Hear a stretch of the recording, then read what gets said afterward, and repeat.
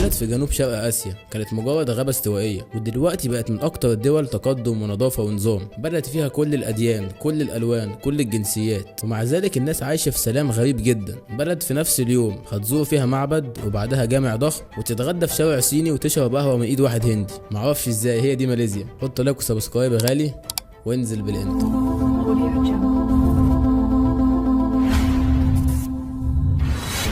ماليزيا مش بس سياحية، دي من أكتر 10 دول في العالم بيزورها السياح في السنة عالميا. في 2024 جالها أكتر من 26 مليون سائح، وده مش غريب لأن البلد دي فيها كل حاجة من الجزر للجبال للملاهي الحديثة. وسبب تاني يخليها مشهورة هو إن ماليزيا من أشهر وجهات شهر العسل في العالم، وفي تصنيف كوني للسفر ل 2025 ماليزيا واخدة المركز الثامن عالميا كوجهة لشهر العسل. الأزواج بيجوا من كل حتة عشان يعيشوا تجربة ما بين البحر والغابة، زي مثلا جزيرة لانكوي ومرتفعات جينتنج اللي الجو فيها برد والسحاب بيلف حواليك كأنك في مشهد سينمائي. اللي ما يعرفش ماليزيا، هي كانت في الأصل غابة مطيرة ضخمة، ومنها اتبنت المدن والطرق والمباني وسط الطبيعة نفسها. يعني وانت ماشي في العاصمة ممكن تلاقي شارع مليان ناطحات سحاب، وبعده على طول هتلاقي غابة فيها قرود وطبيعة خضراء عادي. عشان كده الدولة دي تعتبر من أنظف وأنقى الدول بيئيا في آسيا. ماليزيا مش عرق واحد، ده خليط جميل جدا. هما متقسمين 3، في الملايو ودول الماليزيين اللي أصلهم ماليزي، وفي الماليزيين اللي أصلهم صيني ودول بيمثلوا 25%، وفي ماليزيين أصلهم هنود. وده مخلي الثقافة في ماليزيا متنوعة جدا. حتى اللغة عندهم مزيج غريب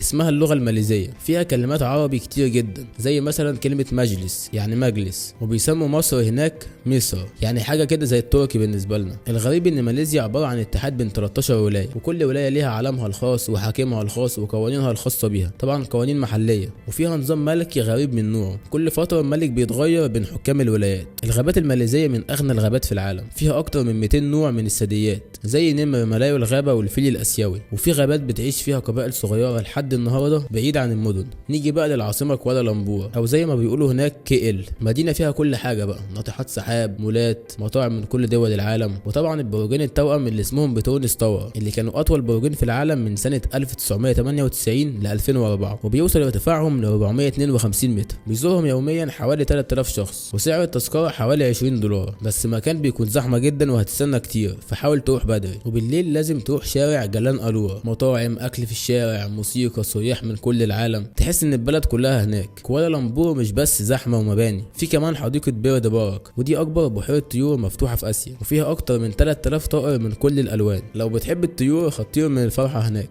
انا عن نفسي عادي مش هطير الحمد لله. وفي كمان حديقة الاوراكيد وحديقة الفراشات. على بعد نص ساعة بس من كوالالمبور هتلاقي مدينة بيتالينججايا اللي فيها ملاهي سانوي لاجون، ودي من اكبر مدن الملاهي في اسيا. تذكرة الدخول حوالي 30 دولار، وتقدر تفضل فيها اليوم كله بين العاب مائية ورعب وحديقة حيوانات. كمان جنبها مول ضخم اسمه سانوي بيراميد. شكل المول من بره هرم فرعوني، وده بيخلي اي مصري يبتسم اول ما يشوفه. اما لو شفت متحف مصر الكبير، كنا لسه مصورين حلقة هناك هسيبها لكم في الاي اللي فوق. اما بقى المدينة اللي تخطف القلب هي بوتراجايا، العاصمة الإدارية لماليزيا، زي العاصمة الإدارية في مصر كده. هو كده مين اللي مقلد مين؟ في جامع خرافي هناك اسمه جامع بوترا، لونه وردي ومعمول بأسلوب معماري فريد، مبني على بحيرة صناعية ضخمة، ولما تبص عليه من بعيد هتحس ان هو طاير على المية. المنظر هناك خرافي وقت الغروب. وفي كمان جسر بوتراجايا اللي بينور ألوان مختلفة بالليل، معمول على شكل شراع سفينة. المنظر هناك يخليك مش عايز تمشي. في جزيرة استوائية اسمها لانكوي في شمال ماليزيا، معروفة بجسر لانكوي سكاي، اللي معمول فوق الجبال على ارتفاع 700 متر، بيطل على البحر والغابات في نفس الوقت. تجربة جميلة ومرعبة. اللي عنده فوبيا من المرتفعات انصحه يروح عشان يكسر الفوبيا. الناس في ماليزيا محترمة جدا ومنظمة ونضيفة، مفيش حد بيكسر على التاني في السواقة، والكل بيحترم الإشارة، والسواق هناك بيقعد ناحية اليمين زي بريطانيا. هتلاحظ هناك ان الماليزيين بيلتزموا بكل حاجة حرفيا، حتى يا جدع لما بيجوا يركنوا العربية بيركنوا العربيات في خط مستقيم كأنها معمولة بمسطرة. نسيت تحط لايك وسبسكرايب صح؟ ماليزيا متقدمة جدا في البنية التحتية. حسب تصنيف المنتدى الاقتصادي العالمي، ماليزيا واخدة المركز ال 12 عالميا في جودة الطرق والنقل العام. وبالمناسبة مصر واخدة المركز ال 18 على العالم في جودة الطرق. والنهارده هو يوم 9/11 وقت تصوير فيديو افتتاح المونوريل الجديد في مصر، وعلى ما اظن في قطر جديد برضه افتتاحه النهارده، فيعني مصر كمان هتتقدم عن المركز ال 18. عايزين نبقى نعمل حلقة عن الموضوع ده. المترو في ماليزيا نضيف ومنظم جدا، وبيغطي اغلب المدن الكبرى. لو اتكلمنا عن الامان في ماليزيا، بص هي بلد امنة جدا، بس فيها عصابات محلية. بس الغريب بقى ان العصابات دي مش بتضايق الناس العادية، يعني طول ما انت مش داخل في شغلهم مش هيكلموك، بل بالعكس في حالات حصلت ان العصابات كانت بتساعد البوليس في القبض على مجرمين تانيين. العصابات دي عصابة خيرية.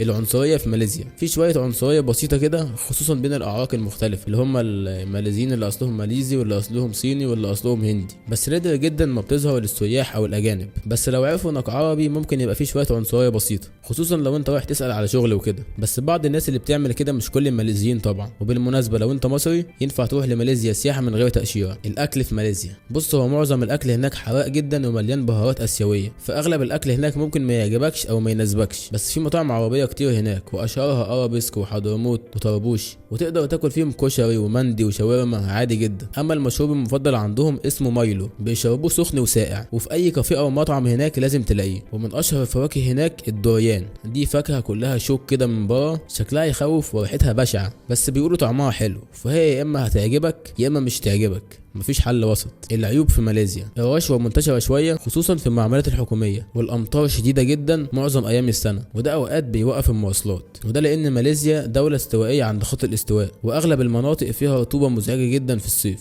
المميزات في ماليزيا، هي بلد امنه ونظيفه ومنظمه، والمعيشه هناك رخيصه بالنسبه لدول زي اوروبا مثلا، وفيها تعليم قوي والسياحه متنوعه، والناس ودوده بشكل يخليك تحب البلد من اول يوم زي المصريين كده. نخش بقى على الفقره المحببه لقلبي، حاجات اول مره تعرفها عن ماليزيا. لما تشاور على حاجه لازم تشاور بالابهام مش بالسبابه، عشان بيعتبروها اهانه وقله ذوق لما تشاور بالسبابه. يعني تعمل كده، بص البتاع اللي هناك دي، حط لايك. ضحكت صح؟ ما عملتش لايك برضه؟ براحتك، زعلت. ماليزيا فيها اكتر من 800 جزيرة وكلهم اجمل من بعض. اكتر من 70% من ماليزيا متغطية بالغابات لحد دلوقتي. الحكومة هناك بتغير الملك كل 5 سنين بين حكام الولايات. كلمة الله ممنوع استخدامها تجاريا او حتى في اللوجوهات احتراما للدين. وفي النهاية ماليزيا مش مجرد دولة اسيوية جميلة، دي تجربة كاملة بين الطبيعة والثقافة والنظافة والاكل والنظام وحب الحياة. بلد فيها كل حاجة متزنة، لا غالية زي اوروبا ولا فوضوية زي بعض الدول. فيها روح اسيا ونظام الغرب وجمال الشرق، ولو سافرت ليها في يوم من الايام سياحة او دراسة او حتى تعيش فيها فترة هتبهرك كل يوم بحاجة جديدة. واكتبوا لي في الكومنتات تحبوا الحلقة الجاية تكون عن انهي دولة، واكتبوا لي رايكم في ماليزيا، وهل لو جات لكم سفرية ليها هتسافروها ولا لا. حطوا لايك وسبسكرايب يا حبيب قلبي، واستنوني في الحلقة الجاية من تونا اند جغرافي.